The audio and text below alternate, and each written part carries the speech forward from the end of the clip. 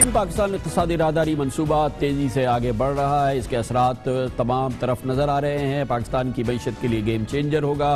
पाकिस्तान के माहिरीन की यही राय है, मगर फिर भी पाकिस्तान के भी कुछ माहिरीन और बैनुल-अक़वामी माहिरीन कहते हैं पाकिस्तान सोच ले, कहीं ऐसा ना हो कि आगे चल के पाकिस्तान चीन की एक तुफैली रियासत बन जाए। पाकिस्तान क्या वो तमाम बोरिंग जो इस चीन पाकिस्तान इक़्तिसादी राहदारी मंसूबे के हवाले से कर रहा है, क्या वो पे बैक कर सकेगा या नहीं? पहले ही पाकिस्तान को इस मंसूबे के हवाले से अपने फॉरेन एक्सचेंज रिजर्व से पेमेंट्स करनी पड़ रही हैं, जिससे पाकिस्तान के ज़र मुबादला के ज़खायर तेज़ी से कम हो रहे हैं। आज इस सिलसिले में एक बड़ा तफसीली मज़मून बरतानिया के मुमताज़ अखबार फाइनेंशियल टाइम्स ने लिखा है, जिसने इस मौजू पर एक इदारिया भी तहरीर किया है। इसमें कहा गया है कि पाकिस्तान के ज़र मुबादला के ज़खायर पर CPEC का बोझ आने लगा है। पाकिस्तान के ज़र मुबादला के ज़खायर जो तकरीबन 19 अरब डॉलर तक पहुँच गए थे, अब तेज़ी से कम होते हुए 17 अरब डॉलर तक पहुँच गए हैं। और मौजूदा सूरत हाल में फौरी तौर पर पाकिस्तान पर दबाव आया, जिसके नतीजे में पाकिस्तान को चीन से फौरी तौर पर तकरीबन 1.5 अरब डॉलर का कर्जा लेना पड़ा है। एक नया कर्जा तकरीबन 1 अरब 60 करोड़ डॉलर का है, जो पाकिस्तान ने 2 किस्तों में फौरी तौर पे हालिया महीनों में चीन से हासिल किया है।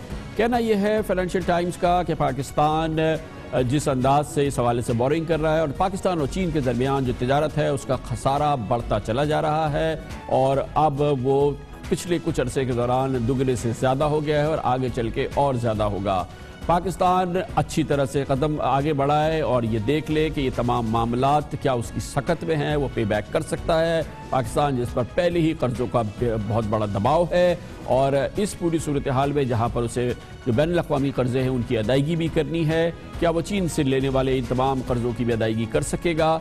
पाकिस्तान को सोचने का मशवरा दिया है फाइनेंशियल टाइम्स ने। आज इस पर बात करते हैं। हमारे साथ मौजूद बोर्ड ऑफ इन्वेस्टमेंट के चेयरमैन और वज़ीर बराए सरमायाकारी जनाब मिफ्ताह इस्माइल। बहुत बहुत शुक्रिया मिफ्ताह इस्माइल साहब। बताइएगा, फाइनेंशियल टाइम्स का आर्टिकल एक जाने बार बार ये बात हो रही है कि हमारे रिजर्व्स जो हैं वो डिप्लीट हो रहे हैं, हमारी एक्सपोर्ट्स बढ़ नहीं रही हैं, ये कर्ज़े हम पर चढ़ रहे हैं, हम इसकी अदायगियाँ अब हमारे पर आ रही हैं, पुराने कर्ज़े भी हैं, हमारा जो ख़जाना है ये इसका बोझ नहीं उठा पा रहा, हमारे रिजर्व्स ख़ास तौर पर जो ज़र मुबादला के ज़खायर हैं।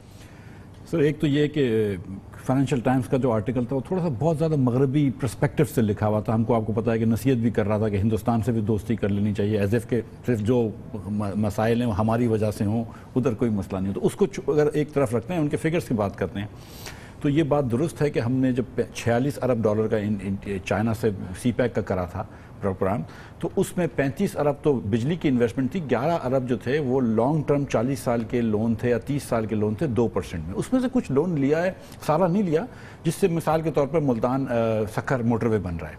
जब मियां नवाज शरीफ की हुकूमत आई थी तो उस वक्त NHA का पोर्टफोलियो 30 अरब रुपए का था, आज NHA का पोर्टफोलियो 1140 अरब रुपए का है।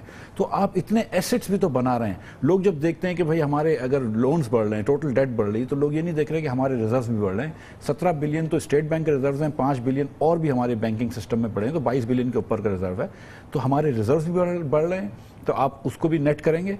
लेकिन उसके अलावा हम यहाँ पे मुल्क में एसेट्स बना रहे हैं। जब आप 10 बिलियन 11 बिलियन US डॉलर्स के रोड्स बना रहे हैं, जब हुकूमत पाकिस्तान अपने पैसों से 2 LNG के कारखाने डालती है हवेली बहादुर शाह और बलोकी में, जब पंजाब हुकूमत बिक्की के अंदर अपने पैसों से कारखाना डालती है, जब हम 100 अरब रुपए से ज़्यादा की गैस की पाइपलाइन डालते हैं, तो वो एसेट्स हम क्रिएट कर रहे हैं।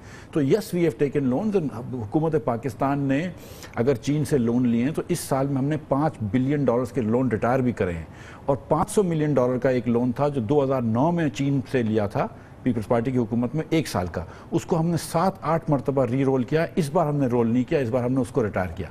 सो फाइनेंशियल टाइम्स ने सिर्फ हमारे डेट का साइड देखिए, उन्होंने एसेट साइड से अच्छा, अब ये जो एसेट्स हम क्रिएट कर रहे हैं, इसकी हमारे पास सॉलिड कैलकुलेशन है कि इससे यील्ड जो आएगी या जो इससे नतीजा निकलेगा वो न सिर्फ ये कि हम कर्जों की अदायगी करेंगे, बल्कि हमारी मजमूई जो कौमी पैदावार है, जो GDP ग्रोथ है, उसमें भी वो उसको मुआविन साबित होगा। सर देखें, एक तखमीना पीपल्स पार्टी के ज़माने में भी स्टेट बैंक ने लगाया था और प्लानिंग कमीशन ने लगाया था, नदीम उल हक साहब ने, कि 1.5 से 2% जो है वो बिजली की लोड शेडिंग इकॉनमी को कम करती है।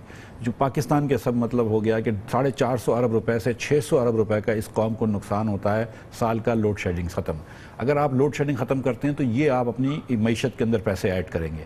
उसके बाद जो हम लगा रहे हैं LNG का प्लांट या कोयले के प्लांट लगा रहे हैं, वो कोयला آئے گا تو کس کو سبسٹیٹیوٹ کرے گا؟ وہ ڈیزل کو سبسٹیٹیوٹ کرے گا، فرنس آئل کو سبسٹیٹیوٹ کرے گا. آپ زیادہ ایفیشنسی کے پلانٹ لگا رہے ہیں اور سستے فیول کے پلانٹ لگا رہے ہیں. تو جب آپ یہاں پر اس وقت پاکستان میں 30 سال 40 سال پرانے فرنس آئل کے پلانٹس چل رہے ہیں جو 30% ایفیشنسی پہ چل رہے ہیں، کہیں پر بھی وہ اکنومیکلی وائبل نہیں ہیں. جیسے نئے پلانٹس آئیں گے اور انشاءاللہ 1-2 سال میں جب یہ 5-15 ہزار میگا واٹ آ جائے گا تو ان کو ہم بند کریں گے، ہم فوراً سے بچا لیں گے. مگر اس کے ساتھ ہی کیا جو ہمارا کلیدی مسئلہ ہے ٹرانسمیشن اور ڈسٹریبیوشن لاسز کے، جو ہماری لائن لاسز ہیں، جو ہماری چوری ہو جاتی ہے بجلی، جب تک ہم اس کو پلگ نہیں کریں گے تو یہ اور بجلی اور اس سے جو پھر سرکولر ڈیٹ جمع ہوگا جو ہمارے سر پہ بوجھ آئے گا، اس سسٹم کو ایفیشنٹ کہاں سے بنائیں گے؟ سر 88% تھے لائن لاسز جب میاں نواز شریف کی حکومت آئی، 88% کلیکشن ہوتا تھا، اب ہم 93 پہ آ گئے ہیں. 5% بڑھایا 88 سے 93 پر.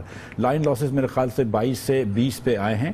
لائن لاسز بالکل کم ہونے چاہیے، 11-12 تک آنے چاہیے. اب آپ خرچہ کر رہے ہیں، آپ نے جنریشن بھی ڈالی ہے، آپ نئے ٹرانسمیشن بھی ڈال رہے ہیں، آپ ٹرانسفارمرز نئے ڈال رہے ہیں، PMTs ڈال رہے ہیں. اب جب آپ یہ خرچہ کر رہے ہیں، گرڈ اسٹیشنز ڈال رہے ہیں، تو آہستہ آہستہ یہ کم ہوگا. But it will take some time. صوبے کی حکومتیں خاص طور پہ پنجاب سندھ اینڈ KP کو بھی ہمارا ساتھ دینا پڑے گا تاکہ بل کلیکشن اچھا ہو. تو یہ 2-3 مسئلے ہیں لیکن ہم بہتری کی طرف جا رہے ہیں. تھینک یو سو مچ، بہت بہت شکریہ جناب مفتاح اسماعیل ہمارے ساتھ ہیں. کمرشل بریک اس کے بعد ذکر کریں گے ایک نیا شوشہ سامنے آیا ہے.